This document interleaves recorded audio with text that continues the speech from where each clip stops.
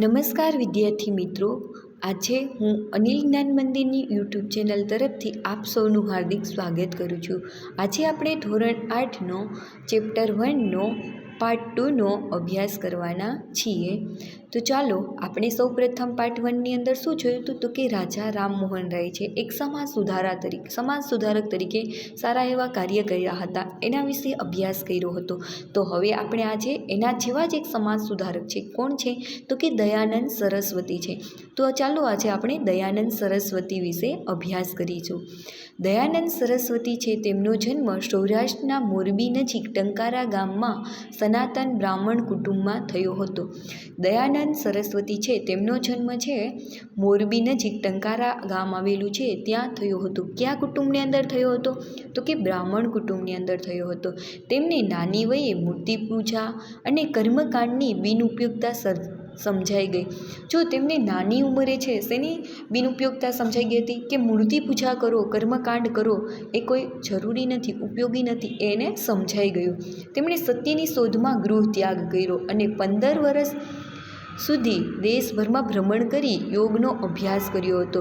જે દયાનંદ સરસ્વતી છે એની કેટલા વર્ષની ઉંમરે ગૃહ ત્યાગ કર્યો હતો તો કે 15 વર્ષની ઉંમરે છે પોતે ગૃહ ત્યાગ કરી દીધો હતો અને ત્યાર પછી છે દેશભરની અંદર ભ્રમણ કરતા હતા અને યોગનો અભ્યાસ કર્યો હતો।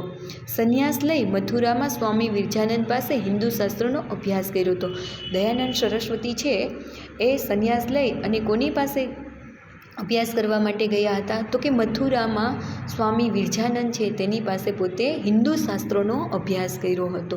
સ્વામી દયાનંદ સરસ્વતીએ વર્ગ અને જ્ઞાતિવિહીન સમાજ રચના દ્વારા ધાર્મિક, સામાજિક અને રાષ્ટ્રીય દ્રષ્ટિએ દેશની એકતા સાધવાનો પ્રયત્ન કર્યો હતો। જો સ્વામી દયાનંદ સરસ્વતીએ શું કર્યું હતું તો કે સ્વામી દયાનંદ સરસ્વતીએ વર્ગ અને જ્ઞાતિવિહીન સમાજ છે એના દ્વારા ધાર્મિક, સામાજિક અને રાષ્ટ્રીય દ્રષ્ટિએ દેશની જે એકતા છે એને સાંધવા માટેનો પ્રયત્ન કર્યો હતો।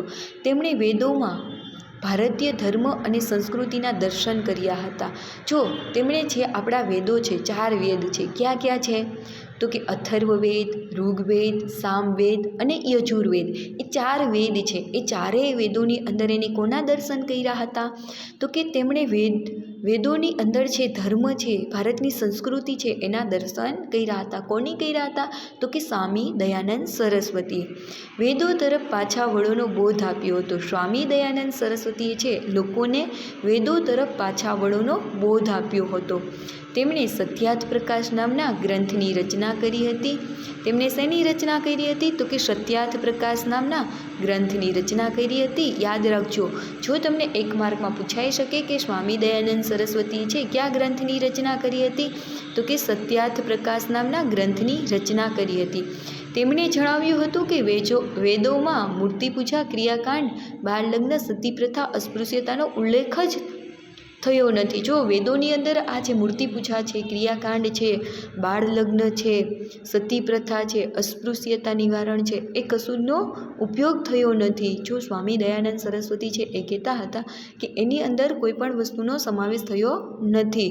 જે આપણે અંધશ્રદ્ધા છે, અસ્પૃશ્યતા છે, એની અંદર માનીએ છીએ, ભગવાનની મૂર્તિની પૂજા કરીએ છીએ, રોજ ક્રિયાકાંડ કરીએ છીએ, કર્મ, જો તમારું મન સાફ હશે, તમારું દિલ સાફ હશે, નેક હશે, તમારી નીતિ સારી હશે તો ઈશ્વર હંમેશા તમારી સાથે જ હોય છે। તેમણે એકેશ્વરવાદનો બોધ આપ્યો હતો। જો સ્વામી દયાનંદ સરસ્વતી છે એને કોનો બોધ આપ્યો હતો તો કે એકેશ્વરવાદ, ઈશ્વર એક જ છે એનો બોધ આપ્યો હતો। લોકોને સમજાવ્યું હતું કે ઈશ્વર એક જ છે, સર્વત્ર વ્યાપેલ છે ઈશ્વર છે। તેમણે હિન્દુ ભાષામાં બોધ આપતા હતા। તેઓ છે હિન્દુ ભાષાની અંદર બોધ આપતા હતા, તેથી તેમના વિચારો દેશના લોકો સુધી પહોંચી શક્યા। જો તે હિન્દી ભાષા છે એની અંદર છે બોધ આપતા હતા, એટલા માટે તેમના વિચારો છે એ લોકો સુધી પહોંચી શક્યા હતા। દયાનંદ સરસ્વતીએ આર્ય સમાજની સ્થાપના કરી હતી। દયાનંદ સરસ્વતી છે એની કયા સમાજની સ્થાપના કરી હતી તો કે આર્ય સમાજની સ્થાપના કરી હતી। આપણે આગળ જોયું કે રાજા રામમોહન રાય છે એની કયા સમાજની સ્થાપના કરી હતી તો કે બ્રહ્મ સમાજની સ્થાપના કરી હતી। ક્યારે કરી હતી તો કે 1828ની અંદર કરી હતી। અને દયાનંદ સરસ્વતી છે એની ક્યારે કરી હતી આર્ય સમાજની સ્થાપના તો કે ઈસવીસન 1875ની અંદર કરી હતી. ક્યારે કરી હતી? ઈસવીસન 1875ની અંદર કરી. લાહોર, પંજાબ, ઉત્તર પ્રદેશ, રાજસ્થાન ને ગુજરાતમાં આર્ય સમાજનો ઝડપથી પ્રસાર થયો. તેના પરિણામે ઝડપી સામાજિક પરિવર્તનો આવ્યા. જો એમ કીધું, લાહોર છે, પંજાબ છે, ઉત્તર પ્રદેશ છે, રાજસ્થાન છે, આ બધા રાજ્યો છે, ગુજરાત છે, એ બધાની અંદર આર્ય સમાજ છે એનો પ્રસાર છે ઝડપથી થવા લાગ્યો. તેને લીધે લોકોની અંદર સામાજિક પરિવર્તન છે એ જલ્દીથી આવવા લાગ્યું. આર્ય સમાજે ધર્માંતર પામેલા હિન્દુને હિન્દુ ધર્મમાં પાછા લાવવા માટે શુદ્ધિ ચળવળ શરૂ કરી હતી. આર્ય સમાજે શું કર્યું હતું? તો કે હિન્દુ ધર્મની અંદર જે લોકો છે એને હિન્દુ ધર્મની અંદર પાછા લાવવા માટે શુદ્ધિ ચળવળની શરૂઆત કરી હતી. કયા સમાજે શુદ્ધિ ચળવળની શરૂઆત કરી હતી? તો કે આર્ય સમાજે કરી હતી. જેને કારણે પરધર્મ સ્વીકાર્યો હોય તે સ્વીકારવાની ફરજ પડી હોય તેવા હિન્દુઓને પાછા લાવવા માટેના દ્વાર પ્રથમવાર ખુલ્લા મુકાયા હતા. જે બીજો ધર્મનો અંગીકાર કર્યો હોય છે એવા લોકો છે એને પાછો હિન્દુ ધર્મ અપનાવવો હોય એના માટે થઈ અને શુદ્ધિ ચળવળ છે એ કરવામાં આવી હતી. અને સૌ પ્રથમ વખત આવું બન્યું હતું કે જે લોકો છે એની પરધર્મ એટલે બીજો ધર્મ અપનાવ્યો હોય છે, અંગીકાર કર્યો હોય છે, એ ધર્મમાંથી એ પાછા હિન્દુ ધર્મની અંદર પ્રવેશ કરી શકે એવું સૌ પ્રથમ વખત બન્યું હતું.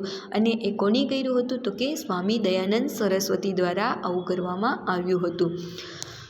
સ્વામી દયાનંદ સરસ્વતીના અવસાન પછી લાલા હંસરાજ, પંડિત ગુરુદત્ત અને લાલા લજપતરાય જેવા નેતાઓએ આ સંસ્થાની પ્રવૃત્તિઓ ચાલુ રાખી હતી. કઈ સંસ્થા? તો કે બ્રહ્મ સમાજ છે, આર્ય સમાજ છે, એની જે આર્ય સમાજની અંદર જે કાર્ય થતા હતા એ બધા કાર્યો છે એને જ્યારે દયાનંદ સરસ્વતી અવસાન પામ્યા, મૃત્યુ પામ્યા, ત્યાર પછી લાલા હંસરાજ છે, પંડિત ગુરુદત્ત છે અને લાલા લજપતરાય જેવા નેતાઓ છે, આ નેતાઓએ છે આ જે કાર્ય હતા સંસ્થાના એટલે કે આર્ય સમાજના એ બધાને શરૂઆતની ચાલુ જ રાખ્યા. આ સંસ્થાની પ્રવૃત્તિઓ ચાલુ રાખી. સ્વામી શ્રદ્ધાનંદે ઈસવીસન 1902માં હરદ્વાર પાસે કાગડી ગુરુકુળ સ્થાપ્યું હતું. કાગડી ગુરુકુળ છે એમની સ્થાપના કોણે કરી હતી? તો કે સ્વામી શ્રદ્ધાનંદે કરી હતી. ક્યારે કરી હતી? ઈસવીસન 1902ની અંદર કરી હતી. કયા સ્થળે કરી હતી?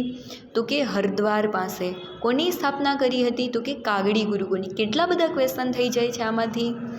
આ ઉપરાંત ગુજરાતમાં વડોદરામાં આર્ય કન્યા વિદ્યાલય શરૂ કરવામાં આવી હતી. આ ઉપરાંત બીજું શું કરવામાં આવ્યું હતું? તો કે ગુજરાતની અંદર વડોદરાની અંદર આર્ય કન્યાલયની સ્થાપના કરવામાં આવી હતી. જેમાં શિસ્ત, શ્રમ, સ્વયં અને ચારિત્રના પાઠોનું શિક્ષણ આપવામાં આવતું હતું. જેની અંદર શેનું શિક્ષણ આપવામાં આવતું હતું? તો કે શિસ્તમાં રહેવું. છો હંમેશા આપણે કોઈ પણ હોસ્ટેલની અંદર કે ગુરુકુળની અંદર ભણતા હોઈએ છીએ તો ત્યાં શિસ્ત છે એનું ચુસ્ત રીતે પાલન થતું હોવું જોઈએ. શિસ્ત વિનાનું ગુરુકુળ કે જે કન્યા છાત્રાલય છે કે હોસ્ટેલની અંદર રહેતા હોય છે ત્યાં શોભે નહીં. તો અહીંયા શિસ્ત છે એટલે કે ત્યાંના નિયમો છે. રોજ સવારમાં વહેલું ઉઠવાનું હોય છે તો ઉઠી જવાનું. પછી ટાઈમ ટુ ટાઈમ પ્રાર્થના હોય છે, નાસ્તો હોય છે, પછી સ્કૂલે જવાનું હોય તૈયાર થઈને, પછી સ્કૂલેથી આવીને રેગ્યુલર જે કાર્ય કરવાનું હોય છે, વ્યાયામ, કસરત, એ બધું જ છે રોજનું સવારનું હોય છે રૂટિન. એ સવારમાંથી ઉઠી અને આપણે એનું પાલન કરવું પડે. પછી શ્રમ, જો ત્યાં કામ પણ કરાવવામાં આવતું. જે બાળકીઓ છે, કન્યાઓ છે એને કામ પણ કરાવવામાં આવતું હતું એટલે કે એને ચારિત્રનું ઘડતર થઈ શકે. સ્વયં પોતે ખુદ કામ કરે, રસોઈ બનાવતા શીખવાડવામાં આવે છે, કચરા પોતા કરાવવામાં આવે છે, જેને કારણે છે એ ભવિષ્યની અંદર આગળ જઈને પોતાના પગભર ઊભા રહી શકે. અને બધું જ જરૂરી છે એટલા માટે થઈને આવું બધું કાર્ય છે ત્યાં કરાવવામાં આવતું હતું. તો આજે આપણે ચેપ્ટર 1નો પાર્ટ 2 અહીંયા સુધી રાખશું. પછી પાર્ટ 3 છે એ જોશું નેક્સ્ટ લેક્ચરની અંદર.